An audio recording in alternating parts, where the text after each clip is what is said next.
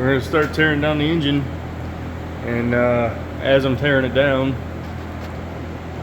I'll probably talk about some of the components that are in it, just so everybody knows what we were running,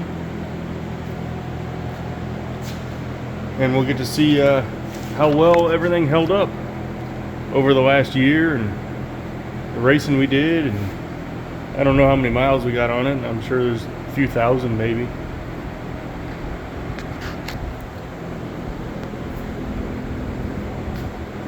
As I get it tore apart here and there, I'll talk about a few of the things inside of it and why I used what I used, and the route that I was gonna go with the motor when I initially built it, which was I had no intention of racing the engine or even the truck.